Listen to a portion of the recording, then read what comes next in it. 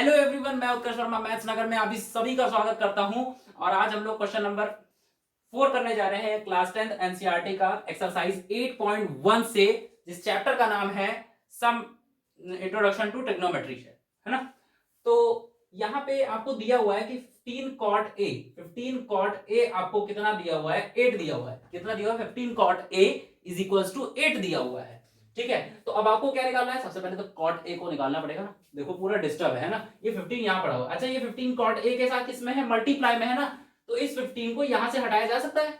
ये 15 यहाँ मल्टीप्लाई में है तो वहां जाएगा, डिवाइड में हो जाएगा। तो ये क्या हो जाएगा? cot a is equals to 8 upon 15 हो जाएगा। अब कॉट का फॉर्मूला क्या होता है? कॉट का फॉर्मूला क्या होता है? बेस अपॉन परपेंडिकुलर होता है। क्या होता है? बेस अपॉन परपेंडिकुलर होता है। तो बेस ये हो जाएगा और ये हो जाएगा आपका क्या? परपेंडिकुलर। यानी कि बेस आपको पता चल गया। बेस आपको पता चल गया। कितना हो गया? 8। परपेंडिकुलर आपका कितना हो गया? 15। क्या ये सही है? नहीं। जानते हो क्यों? जानते हो क्यों? क्योंकि ये cot a आपका कितना आया है?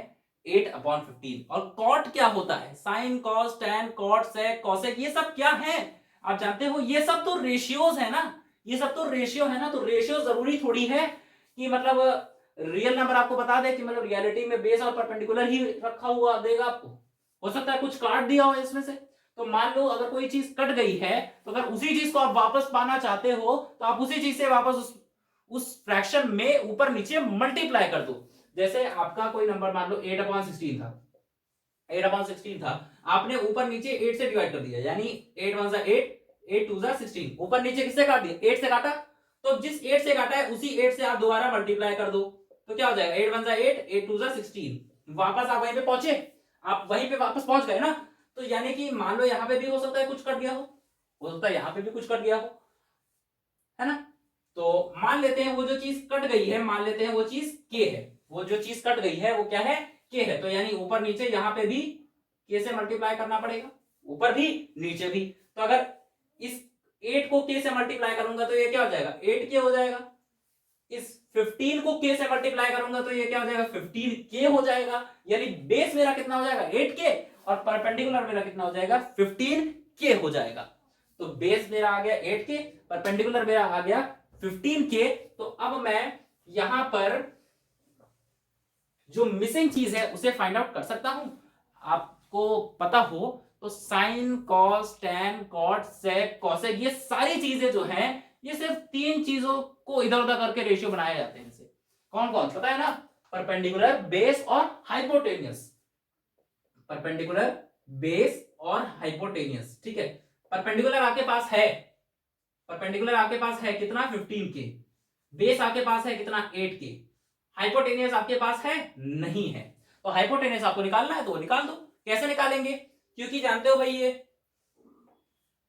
ट्रिग्नोमेट्री पढ़ रहे हैं तो सारे के सारे ट्रायंगल कौन से वाले पढ़ रहे होंगे? हम राइट ट्रायंगल पढ़ रहे होंगे, है ना। तो परपेंडिकुलर, बेस है तो हाइपोटेनियस हमको निकालना है, तो राइट ट्रायंगल वाला फॉर्मूला लगा देंगे। क्या? पाइथागोरस थ्योरम से हम हाइपोटेनियस निकाल लेंगे। पाइथागोरस थ्योरम आपको याद होगी, क्या होती है? हाइपोटेनियस का स्क्वायर इक्वल्स टू परपेंडिकुलर का स्क्वायर प्लस बेस का स्क्वायर हम यहां पर कर लेंगे। अगर आपको कोई दिक्कत है तो ट्रायंगल बना लो ना, कोई दिक्कत नहीं है। अगर कोई दिक्कत है तो ट्रायंगल आप बना सकते हो, कोई दिक्कत की बात नहीं। ठीक है, अब यहां पर ये किधर से देख रहे हैं? कॉट ए, यानी रेशियो लिया जा रहा है किसका? बेस और परपेंडिकुलर का। किस तरफ से लिया जा रहा है? ए की तरफ से लिया जा रहा है। किस तरफ से लिया जा रहा है? ए की तरफ से लिया जा रहा है। तो मान लेते हैं मैं यहां से ले रहा हूं, मैं यहां से रेशियो ले रहा हूं इस तरफ वाले एंगल की तरफ से ए हो जाएगा। ठीक है, मेरी ऑब्जर्वेशन मैं किधर से देख रहा हूं? इसको यहां से देख रहा हूं, ए की तरफ से। ठीक, मेरा एंगल किधर है? ए है, ए की तरफ है। तो ये मान लो क्या हो जाएगा? ये बी हो जाएगा। मान लो ये हो जाएगा सी। इसको सी इसको बी कर सकते, कोई दिक्कत की बात नहीं। अगर आप ए इधर लेते ना तो एंगल आपका इधर रहता, क्योंकि आप उधर से देख रहे होते। ठीक है, क्योंकि आपको बताया ना कॉट यानी कि रेशियो ले रहा है, किधर से ले रहा है? ए की तरफ से ले रहा है। ठीक, तो ये बी है तो यहाँ पे 90 डिग्री होगा। तो सी वाला एंगल कुछ भी हो उससे मुझे मतलब अभी है नहीं। तो यहाँ पे मुझे क्या निकालना है? यहाँ मुझे क्या निकालना है? हाइपोटेनस निकालना है। तो हाइपोटेनस निकालने के लिए क्या है भाई? हाइपोटेनस आपका मिसिंग है, यहाँ पे कुछ है नहीं, है ना। ए भी आपके पास है जो कि आपका क्या है? अब यहाँ ए की तरफ से आप देख रहे हो तो आपके सामने यहाँ पे परपेंडिकुलर होगा ना, परपेंडिकुलर आपका किधर होगा, इधर सामने होगा ना, तो परपेंडिकुलर आपका कितना हो जाएगा 15 के, और ये जो आपका बेस हो जाएगा कितना हो जाएगा 8 के हो जाएगा, ये कितना हो जाएगा 8 के हो जाएगा। तो हाइपोटेनस आपको निकालना है तो निकाल दो। हाइपोटेनस आप जानते हो, नहीं जानते तो क्या लिखोगे, हाइपोटेनस का square is equal to perpendicular आपका कितना है 15 के, कितना है 15 के, स्क्वायर लगा है स्क्वायर लगा देंगे, बेस कितना है 8 के, तो 8 के पे स्क्वायर लगाना है लगा दो। तो हाइपोटेनस का स्क्वायर कितना हो जाएगा आपका 15 के का स्क्वायर करना है, 15 के का स्क्वायर करना है तो कर दो। 15 के का क्या हो जाएगा, 15 का स्क्वायर कितना होता है 225, 225 होता है, के का स्क्वायर कर दो के स्क्वायर हो जाएगा, ठीक, प्लस में 8 के यानी 8 का पहले स्क्वायर करो कितना हो जाएगा 64, के का स्क्वायर करो के स्क्वायर हो जाएगा, हाइपोटेनस का स्क्वायर कितना हो जाएगा 225 के स्क्वायर प्लस 64 के स्क्वायर, यानी अब आपको इन दोनों को ऐड करना है। आप ऐड कर सकते हो ना, हाँ कर सकते हो, क्योंकि भाई वेरिएबल तो आपका सेम है, दोनों के वाले हैं, पावर सेम है, पावर भी सेम है, आपको पता हो अगर तो ये होता है रूल की भाई सेम वेरिएबल और सेम पावर अगर हैं तभी आप चीजों को ऐड कर सकते हो। तो सेम वेरिएबल भी है और सेम पावर तो है ही, तो 225 में 64 ऐड करो कितना आएगा 289 हो जाएगा, ठीक है 289 हो जाएगा, और आगे के स्क्वायर लगा रहेगा, आगे के स्क्वायर लगा रहेगा। अब मुझे हाइपोटेनियस निकालना है, हाइपोटेनस का स्क्वायर थोड़ी निकालना है, तो अब मैं क्या करूंगा यहां पर दोनों तरफ रूट ले लूंगा, तो क्या हो जाएगा हाइपोटेनस इज इक्वल टू क्या हो जाएगा रूट में 289 के स्क्वायर हो जाएगा। तो अब ये 289 रूट खोल लेगा, हाँ क्योंकि रूट के अंदर अगर कोई परफेक्ट स्क्वायर वाला नंबर है तो फिर वो रूट खोल लेता है, और 289 जो है 17 का परफेक्ट स्क्वायर है।